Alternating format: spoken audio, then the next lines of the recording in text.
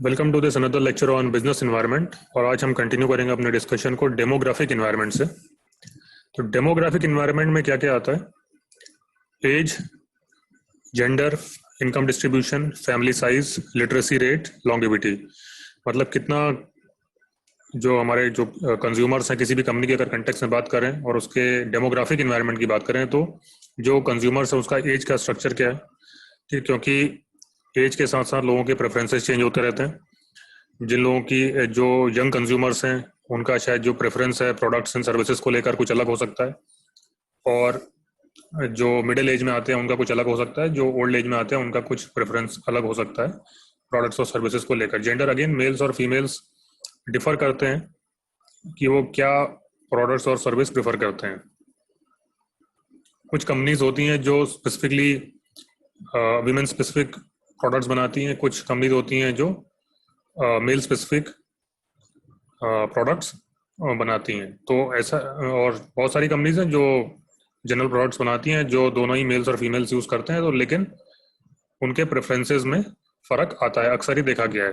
बहुत सारी स्टडीज़ हैं जो ये शो भी करती हैं, जो मार्केट रिसर्च वगैरह होती है उसमें डेमोग्राफिक कैरेक्टरिस्टिक्स जनरली जो हमारा टारगेट पॉपुलेशन होता है या हमारी जो सैंपल होता है उसका लिया जाता है, और उसमें देखा जाता है कि जो मेल्स और फीमेल्स हैं, और अगर हम कुछ कैरेक्टरिस्टिक स्टडी कर रहे हैं पॉपुलेशन के या सैंपल अगर हमने कहीं पॉपुलेशन से ड्रॉ किया है और सैंपल के बेसिस पे अगर we are trying to make certain predictions, then generally it is seen that males and females differ in terms of preferences for products and services. Income distribution में मतलब ये है कि कंज्यूमर्स अपने फैमिली इनकम या अपने पर्सनल इनकम के हिसाब से प्रोडक्ट्स एंड सर्विसेज को प्रेफर करते हैं। जनरली जो जिनकी इनकम ज़्यादा आती है, जो हायर इनकम ब्रैकेट में आते हैं, उनकी जो प्रेफरेंस होती है वो कुछ लग्जूरियस प्रोडक्ट्स की हो सकती है, हाई एंड प्रोडक्ट्स की हो सकती है। और जो मिडिल इनकम ब्रैकेट में आते हैं उनकी प्रेफरेंसेस अलग होती है, और जो लो इनकम ब्रैकेट में आते हैं उनकी प्रेफरेंस अलग होती है।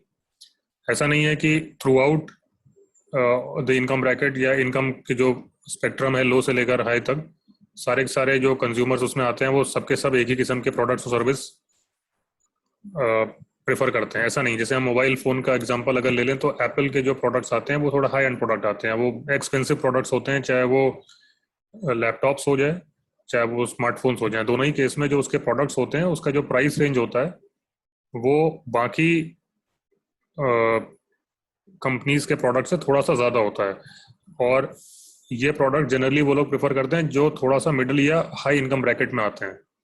लो इनकम ब्रैकेट में आने वाले लोग अगर उसको स्मार्टफोन खरीदना होगा तो वो बेसिक फीचर्स वाला एक फ़ोन खरीद लेगा जो उसका पर्पस सॉल्व करे, लेकिन वो एक हाई एंड प्रोडक्ट, चाहे वो फ़ोन हो, चाहे वो टेलीविजन सेट हो, चाहे वो लैपटॉप हो, वो उतना प्रेफर नहीं कर पाएगा या अफोर्ड नहीं कर पाएगा। फैमिली साइज के हिसाब से भी लोग प्रोडक्ट से सर्विस को प्रेफर करते हैं, या प्रोडक्ट्स या वो जैसा उनका प्रेफरेंस है वो लोग डिफर करते हैं कि उनकी प्रेफरेंस क्या है।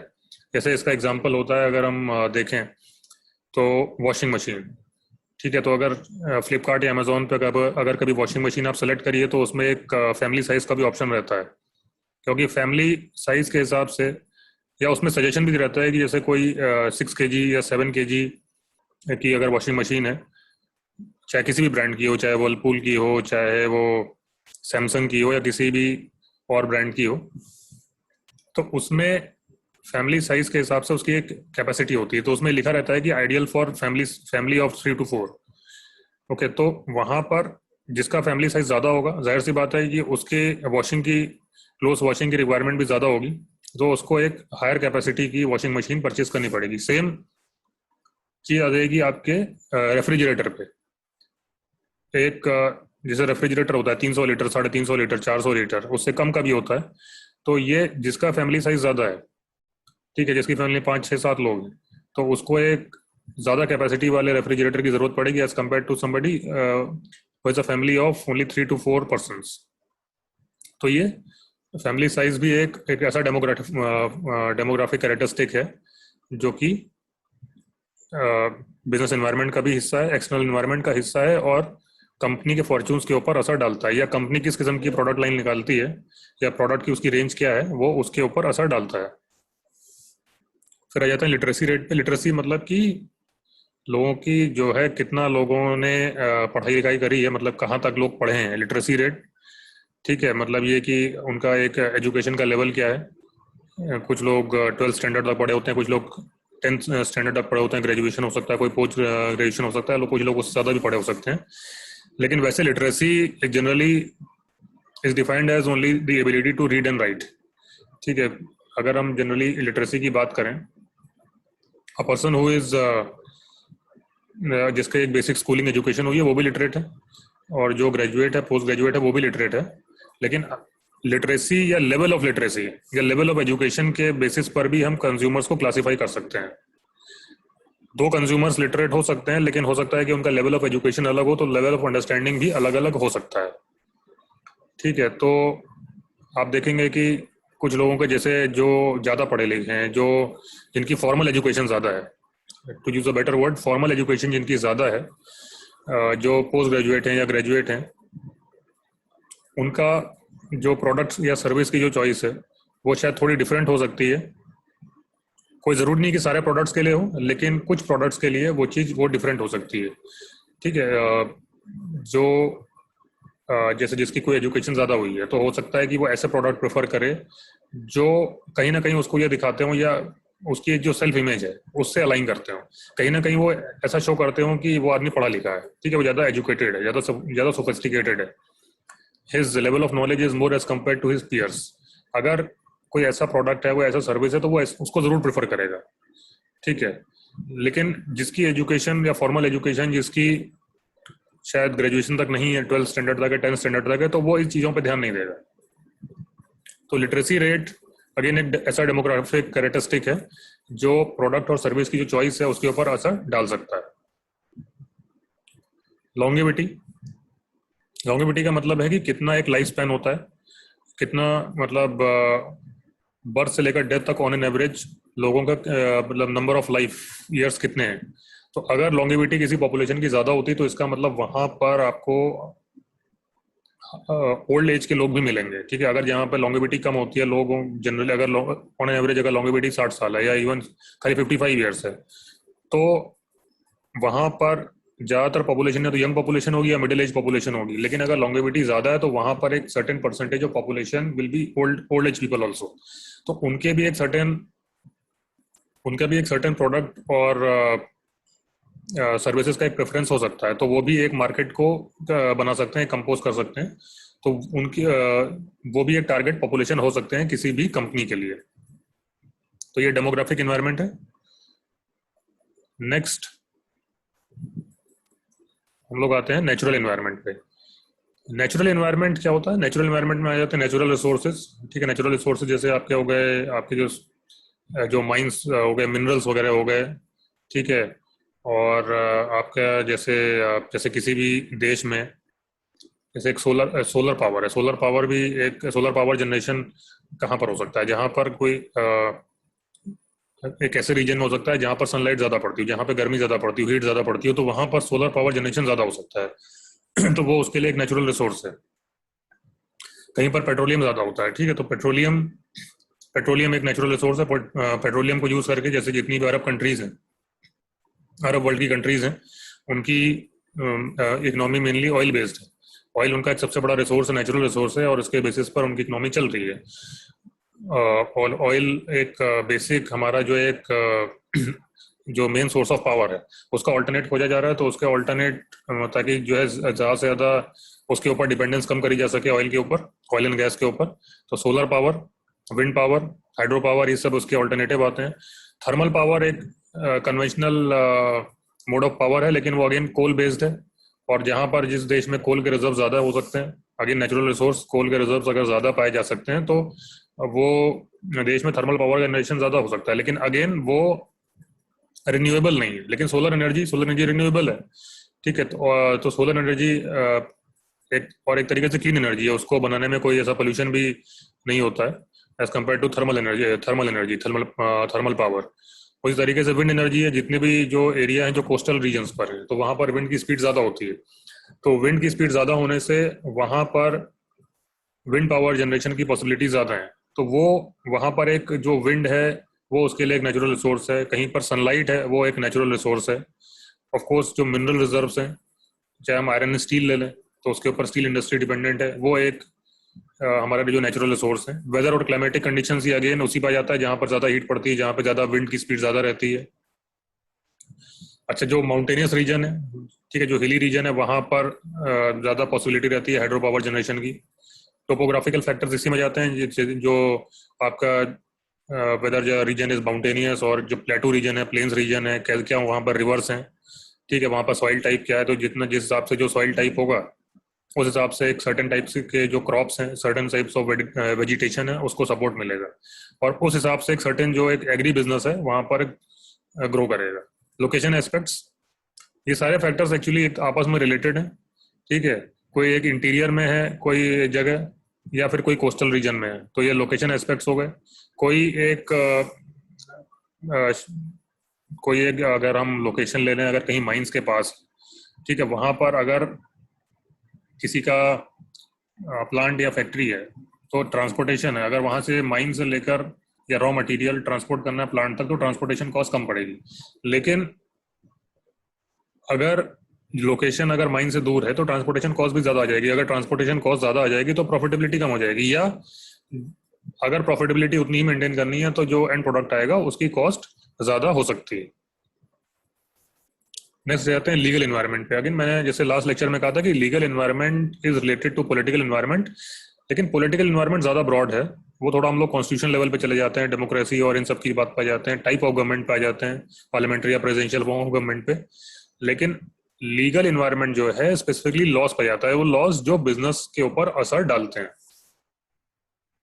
तो जैसे क्या लॉज आ जाते हैं, जैसे यहाँ पे हम लोग देखते हैं कंपनीज एक्ट 2013। तो कंपनीज एक्ट या मतलब इसमें कंपनीज के फॉर्मेशन से लेकर ये सब सारी चीजें इसमें कवर होती हैं। तो जाहिर सी बात है कि बिजनेसेस के ऊपर इसका असर पड़ेगा। Companies have to comply to the companies act.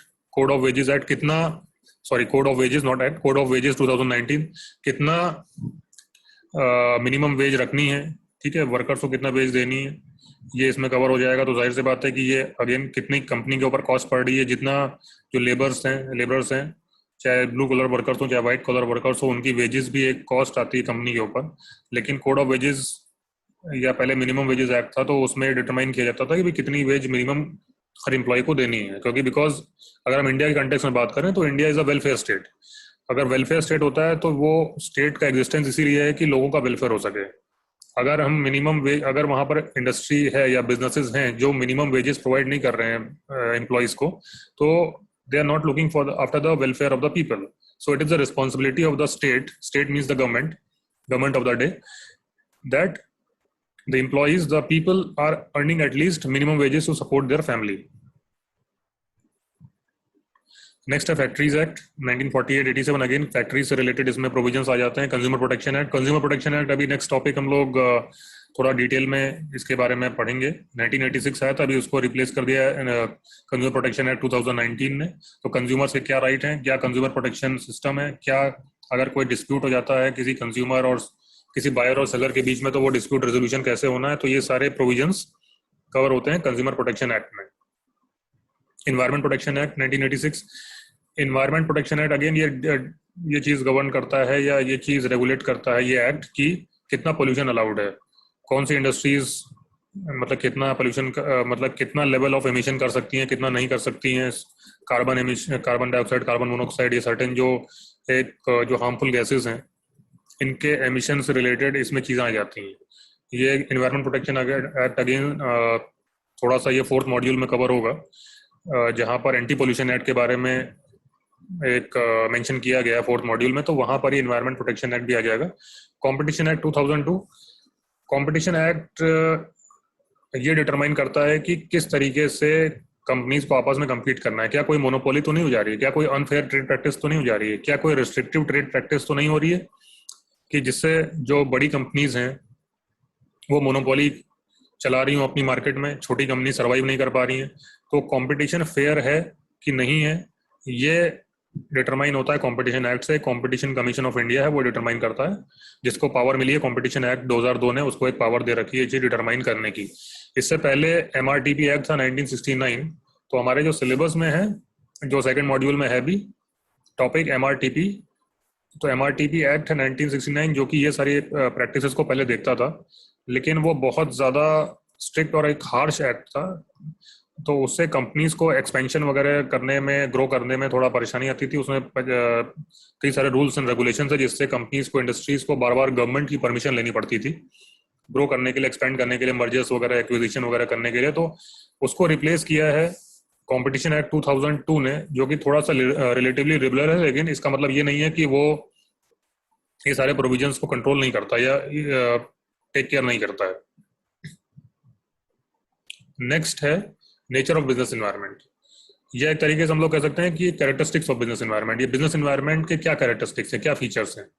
तो इसमें आता है टोटलिटी ऑफ एक्सटर्नल फोर्सेस। तो अगर हम बिजनेस एनवायरनमेंट की बात करते हैं, नेचर ऑफ बिजनेस एनवायरनमेंट की बात करते हैं, तो ये सारे जो एक्सटर्नल फोर्सेस हैं विदाउट एनी एक्सक्लूजन, ठीक है, सबको कवर करता है। जैसे कि हम लोग ने देखा था कि इसमें ऑफकोर्स एक इंटरनल एनवायरनमेंट था, लेकिन जब हम बिजनेस एनवायरनमेंट की बात करते हैं, मैंने स्टार्ट में बोला था, तो मेनली हम लोग एक्सटर्नल एनवायरनमेंट की बात करते हैं। तो उसमें दो किस्म के एनवायरनमेंट आते हैं, माइक्रो और मैक्रो। तो ये सारे फोर्सेस को कंसिडर करता है, चाहे वो माइक्रो एनवायरनमेंट में हो चाहे वो मैक्रो एनवायरनमेंट में हो, without any exception. Business environment is the sum total of all those factors, forces which are available outside the business and over which the business has no control. It is a group of many such forces, that is why its nature is of totality. Specific and general forces, ठीक है, कुछ ऐसे forces हैं जो specific हैं, specific to a certain company, and general forces हो सकते हैं पूरे इंडस्ट्री पे या पूरी इकोनॉमी पे असर डाल सकते हैं। तो इसको हम लोग स्पेसिफिक और जनरल फोर्सेस में डिवाइड भी करते हैं। The forces present outside the business can be divided into two parts, specific and general. Specific में क्या है, those forces of these forces affect the firms of an industry separately. Example, customer, suppliers, competitive firms, investors. अच्छा, ये सारे factors कौन से हैं जो एक्सटर्नल में माइक्रो इन्वायरमेंट में आते हैं, जो कि एक कंपनी स्पेसिफिक हो सकते हैं। कस्टमर्स एक कंपनी स्पेसिफिक हो सकते हैं, सप्लायर्स एक कंपनी स्पेसिफिक हो सकते हैं, कॉम्पिटिशन, ठीक है, एक सर्टेन कंपनी का कंपटीशन एक स्पेसिफिक कुछ कंपनीज हो सकती हैं, इन्वेस्टर्स अलग अलग हो सकते हैं। जनरल फोर्सेस क्या हैं, जो अभी हम लोग डिस्कस किए, social, political, legal, technical situations, और अभी जो डेमोग्राफिक और पॉलिटिकल, लीगल, नेचुरल, ये सारे जो फैक्टर्स हैं जनरल फैक्टर्स हैं, और ये पूरा एक इंडस्ट्री लेवल पे, इकोनॉमी लेवल पे असर डालते हैं। इंटर रिलेटेडनेस, ये जो फैक्टर्स हैं बिजनेस एनवायरनमेंट के, दीज आर इंटर रिलेटेड। ऐसा नहीं है कि ये फैक्टर्स आपस में अलग से ऑपरेट करते हैं, ये आपस में रिलेटेड हैं। The different factors of business environments are correlated. For example, let us suppose that there is a change in import-export policy with the coming of new government. In this case, the coming of new government to power and change in import-export policy are political and legal changes respectively. The change in one factor affects the change in other. तो इसका यहाँ पर एक कहा जा रहा है कि जो फैक्टर्स हैं बिजनेस एनवायरनमेंट के, ऐसा नहीं है कि वो एक वैक्यूम में ऑपरेट करते हैं, वो आपस में रिलेटेड है, एक वाटर टाइट कंपार्टमेंट में नहीं है। अब जैसे इंपोर्ट एक्सपोर्ट पॉलिसी है, वो एक इकोनॉमिक फैक्टर है, लेकिन गवर्नमेंट का चेंज एक पॉलिटिकल फैक्टर है, ठीक है। तो यहाँ पर दो अलग चीजें, दो फैक्टर्स हैं बिजनेस एनवायरनमेंट के, लेकिन गवर्नमेंट के चेंज होने से इंपोर्ट एक्सपोर्ट पॉलिसी या कोई भी इकोनॉमिक पॉलिसी चेंज हो सकती है, क्योंकि नई सरकार आएगी, सरकार की अपनी एक आइडियोलॉजी होगी, हो सकता है कि पॉलिसी चेंज करे, हो सकता है ना भी करे, लेकिन चेंज कर सकती है। जैसे फॉर एग्जांपल यूपीए की गवर्नमेंट है, यूपीए की गवर्नमेंट की कुछ एक सर्टेन पॉलिसीज हैं, वो गवर्नमेंट चेंज हो गई, एनडीए गवर्नमेंट आई तो उसने अपनी कुछ न्यू इकोनॉमिक पॉलिसीज ले आई, ठीक है, कोई अलग इकोनॉमिक पॉलिसीज ले आई, तो एक पॉलिटिकल फैक्टर ने या पॉलिटिकल चेंज ने इकोनॉमिक चेंज को इंट्रोड्यूस कर दिया। तो ठीक है, तो पॉलिटिकल और इकोनॉमिक फैक्टर्स यहाँ पर आपस में रिलेट हो गए। डायनेमिक नेचर अगेन, क्योंकि डायनेमिक नेचर का मतलब है कि these forces are not static, वो there is a continuous change, ठीक है। तो अभी जैसे हमने देखा पॉलिटिकल फैक्टर चेंज हुआ और इकोनॉमिक फैक्टर भी चेंज हो गया। As is clear that environment is a mixture of many factors and changes some or other factors continue to take place. Therefore, it is said that business environment is dynamic. Uncertainty. See, of course, when we are talking about future, ठीक है, ये यहाँ पर decision making की बात आ जाती है, तो decision making environment is always uncertain. उसी से रिलेटेड एक हम लोग टर्म इस्तेमाल करते हैं, रिस्क और अनसर्टेनिटी, दो ऐसी चीजें हैं जिसमें कंपनीज को ऑपरेट करना पड़ता है। अनसर्टेनिटी का मतलब है कि जहां पर फ्यूचर सिचुएशन के बारे में कुछ भी पता नहीं है, और रिस्क का मतलब है जहां पर एक सर्टेन प्रोबेबिलिटी नोन है। जो जैसे फॉर एग्जांपल हम फ्यूचर की बात करें और कुछ स्टेट ऑफ नेचर की बात कर लें, ठीक है, कुछ डिमांड की बात कर लेते हैं फॉर एग्जांपल। तो डिमांड कितनी होगी ये कंपनी के कंट्रोल में नहीं है, लेकिन ये पता हो सकता है कि डिमांड लो होगी, मीडियम होगी, हाई होगी। तो ये 3 पॉसिबिलिटीज बनती है।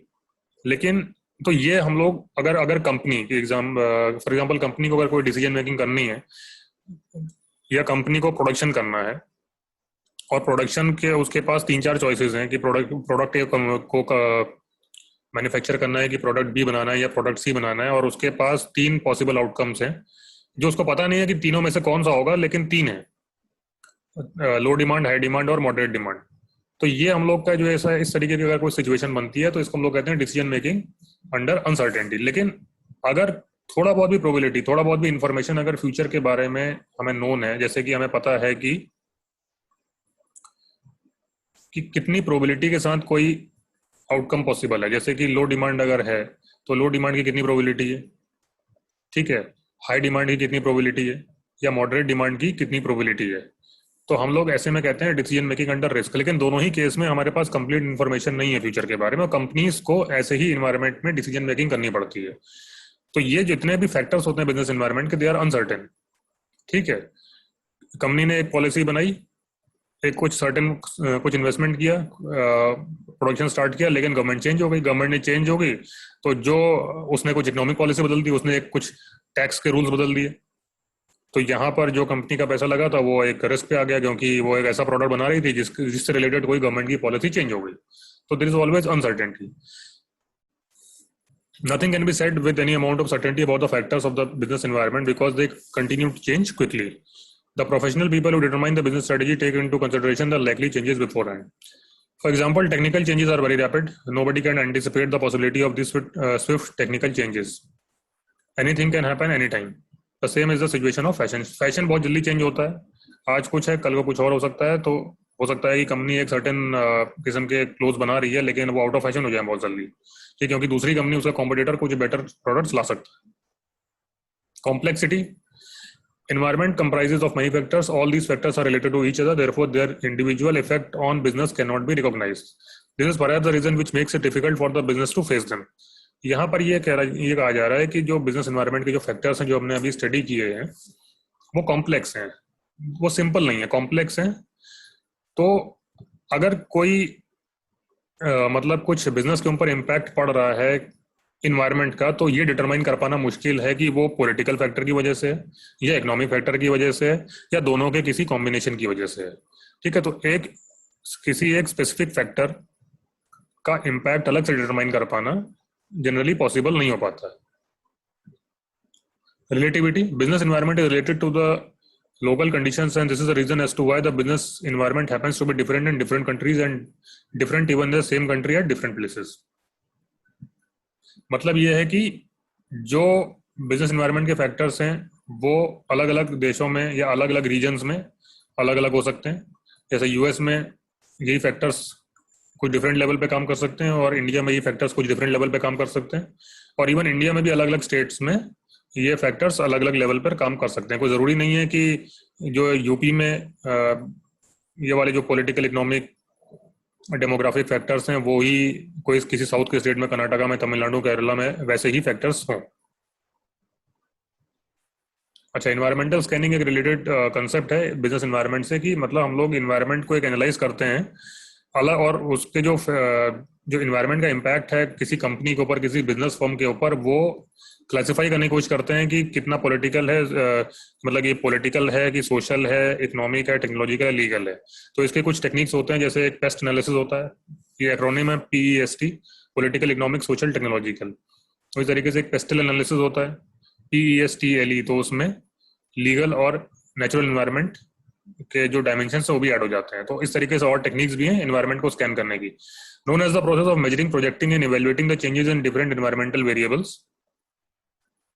The extent of environmental scanning is determined by the following factors: the relationship between a business and its environment, the nature of environment within which the business operates, source and extent of change। मतलब कितना कोई एक factor change हो रहा है, कौन सा factor change हो रहा है, उसका सोर्स क्या है, और कितना एक्सटेंट तक वो चेंज हो रहा है। तो ये सारे फैक्टर्स हम लोग मतलब स्टडी करते हैं इन्वायरमेंटल स्कैनिंग की टेक्निक से। So this was all about the nature, dimensions and meaning of business environment, and in the next lecture we'll start with a new topic. Thank you.